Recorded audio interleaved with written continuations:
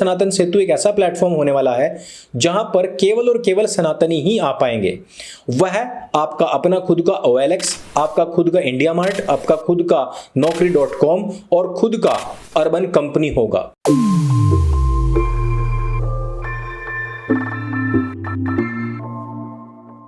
नमस्ते दोस्तों, आप सबका एक बार फिर से स्वागत है आपके अपने YouTube चैनल सत्य सनातन में। ज्ञान वापी मस्जिद, वैसे तो नाम सुनते ही आपको समझ में आ गया होगा कि ये कोई मस्जिद नहीं बल्कि मंदिर है, लेकिन हमारे देश का कानून व्यवस्था, यहाँ की न्याय व्यवस्था, यहाँ की विधायिका, यहाँ का मीडिया और यहाँ के लिब्रांडू गैंग कभी भी इस बात पर कोई बात नहीं करेंगे। ठीक उसी प्रकार से जिस प्रकार से नागराजू को यदि मार दिया जाता है तो इसमें कोई एंगल नहीं है धर्म का, लेकिन अगर किसी गौ तस्कर या बाइक चोर को 2 संटी मार दी जाए तो इसमें सीधा सीधा एंगल हिंदू मुसलमान का आ जाता है।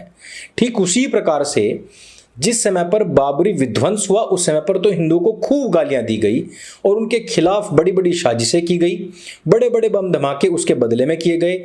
लेकिन जब यह बात साबित हो गई कि वहां पर कोई मस्जिद नहीं बल्कि मंदिर के ही अवशेष निकले तो उस समय पर भी हिंदुओं को ही असहिष्णु बताया गया और कहा गया कि अपना बड़ा दिल रखते हुए वहां पर बड़ी मस्जिद बनवा देनी चाहिए थी।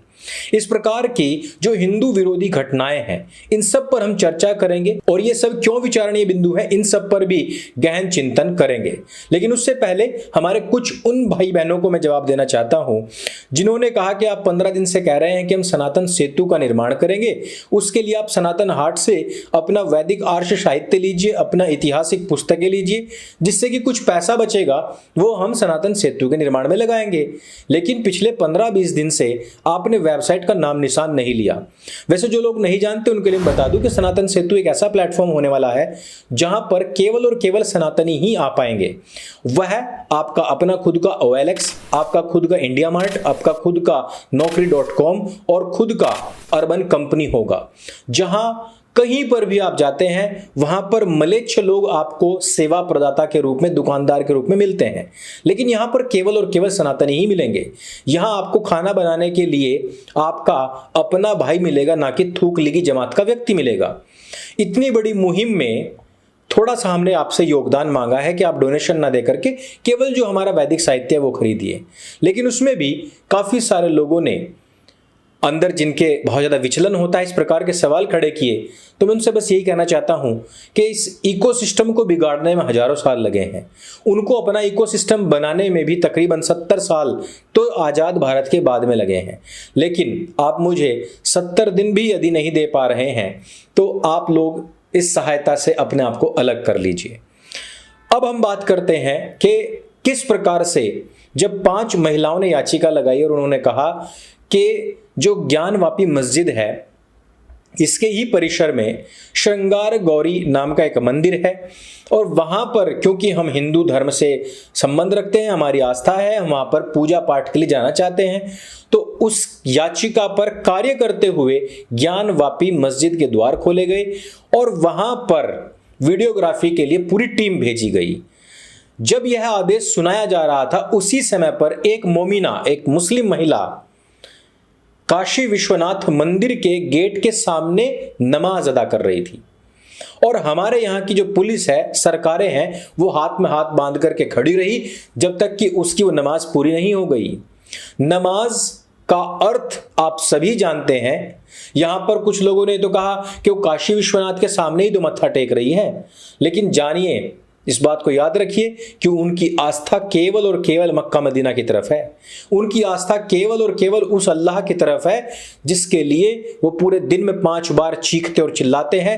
नहीं है कोई भी माबूद सिवाय अल्लाह के, चाहे वो काशी विश्वनाथ हो, चाहे राम हो, चाहे कृष्ण हो और चाहे दुर्गा पार्वती गणेश कुछ भी हो। जो लोग अभी भी मीठी सीर की चाशनी में सिर से एड़ी तक डूबे हुए हैं उनको ये बातें समझ नहीं आएंगी, लेकिन जो लोग थोड़ा भी कुरान को पढ़े होंगे या थोड़ा भी हमको देखे होंगे उनको इस बात की सच्चाई का पता है। आपने केवल श्रृंगार गौरी के लिए आदेश पारित किया और उन्होंने आपके मंदिर परिसर में जाकर के नमाज पढ़ ली। इससे पहले आपने देखा कि किस प्रकार से गोरखपुर की जो गोरखनाथ शक्तिपीठ है उसमें सीधे एक अब्दुल हथियार लेकर के पहुंच जाता है।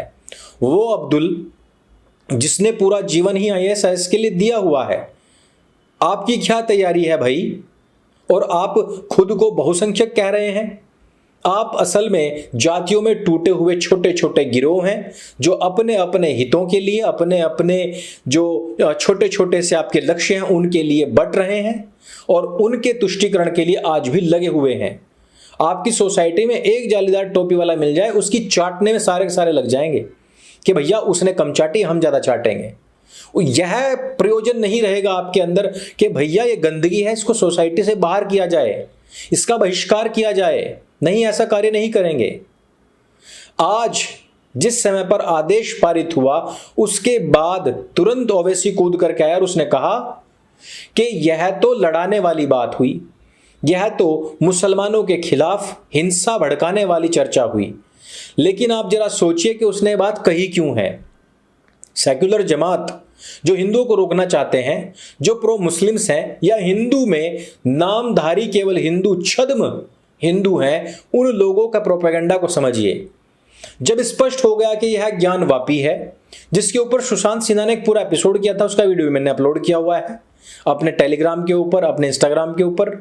जब वो रिसर्च आ चुकी है कि भैया मस्जिद ही अवैध है, वहां सारे क्षेत्र में पहले मंदिर ही हुआ करता था, ये लोग तो केवल और केवल, जो मैं उदाहरण देता हूं कि एक चूहा बिल बनाता है और एक जहरीला नाग जो हमेशा जहर थूकता फिरता है, वो आकर के उस चूहे को खा लेता है और बिल के ऊपर अपना नाम लिख देता है। वही कार्य इस हरामजादी नमक हराम कौम ने, इस दिमक कौम ने किया है और वही कार्य यहां पर भी हुआ है। स्पष्ट था कि इसको पूरी तरीके से डेमोलिश करके और इसको मंदिर परिसर में मिलाया जाना चाहिए था, लेकिन वह कार्य ना करके छोटी छोटी भीख मांगनी पड़ रही है और उस पर भी ओवैसी कह रहा है कि यह तो भड़काने वाली बात हुई। अर्थात हम अपने पूर्वजों की, अपने जो महान हमारे श्रेष्ठ लोग हुए हैं, उनकी दी हुई जमीन पर, उनके द्वारा जो बनाए गए हमारे पवित्र स्थान है, उन पर हम अपना कोई हक भी ना रख पाए। एक भीख के लिए भी वहां पर सुरक्षाकर्मी जमा किए गए और उसके बावजूद भी हुआ क्या, ध्यान से सुनिए, उसके बावजूद भी हुआ कि मुसलमानों की भीड़ ने पूरी की पूरी फोर्स को, सुरक्षा बल को, वहां जो एडवोकेट जनरल पहुंचे हुए थे उनको सबको वहां से खदेड़ दिया। अर्थात जो वीडियोग्राफी आज होनी थी वो हुई नहीं है। आप कहते हैं ना कि वो बहुत तादाद में कम है, हमारे लोग ज्यादा हैं। ताकत उन्हीं के पास है, शक्ति आज भी उन्हीं के पास है, इकोसिस्टम उन्हीं का मजबूत है। तुरंत वहां पर इतनी सारे संगठन पहुंच गए। क्यों पहुंच गए? क्योंकि उनका पर ईयर जो कलेक्शन है, जो डोनेशन से मिलने वाला पैसा है, वो 35 से 50 हजार करोड़ रुपए पर ईयर है। ठीक, मैंने एक छोटा सा प्लेटफॉर्म शुरू करने का के बाद में भाई डेवलप होता रहेगा, बड़ा होता रहेगा, उसके लिए किसी से कोई डोनेशन नहीं मांगी है। मैंने कहा सनातन हाट पर जाओ, वहां से कुछ खरीदो, जो पैसा बचेगा सारा इसमें लगाएंगे। लेकिन देखिए कि 15-20 दिन हुए इस बात की घोषणा को लेकर के, लेकिन अभी से लोगों ने जवाब मांगना और हिसाब किताब मांगना शुरू कर दिया है। इन लोगों के लिए इन स्थितियों में या इन परिस्थितियों में कार्य करना बहुत मुश्किल हो जाता है और यही लगता है कि ये लोग कन्वर्ट होने के लिए या फिर ये सुनने के लिए कि या तो कन्वर्ट हो जाओ या फिर गर्दन कटवाने के लिए तैयार रहो, यानी कि या तो खतना कटवाओ या फिर गर्दन कटवाओ, इसके लिए इन्होंने पूरी तैयारी कर ली है। नोएडा परिक्षेत्र में भी खबर आई है कि एक हिंदू लड़की एक मुस्लिम लड़के से शादी करने जा रही है, जबकि दूसरी तरफ एक मुस्लिम परिवार ने अपनी मुस्लिम बहन के साथ में एक हिंदू जो कि दलित था, उसके शादी करने के बाद उसकी बेरहमी से पीट करके हत्या कर दी। इकोसिस्टम इतना मजबूत देखिए कि हाई कोर्ट के आदेश के बावजूद पंजाब से 50 लोग आकर के तेजिंदर पाल बग्गा को उठा लेते हैं और वो सिख पुलिस वाले जो तेजिंदर पाल बग्गा को पगड़ी तक नहीं पहनने देते, चप्पल तक नहीं पहनने देते। वो अलग बात है कि हरियाणा में रोक लिया गया, वहां से उनको वापस लाया गया, लेकिन इकोसिस्टम मजबूत देखिए। राजस्थान पुलिस का, वहां की पूरी सरकार का सत्य सनातन के साथ में क्या संबंध है वो तो हमारे पुराने दर्शकों को पता ही है। लेकिन अब अमन चोपड़ा के घर पर भी देखिए, सुनिए, हाई कोर्ट के आदेश के बावजूद उनके घर पर पहुंचती है और छापेमारी करती है और वहां पर नोटिस चस्पा कर देती है और यूपी पुलिस साथ साथ में गई है।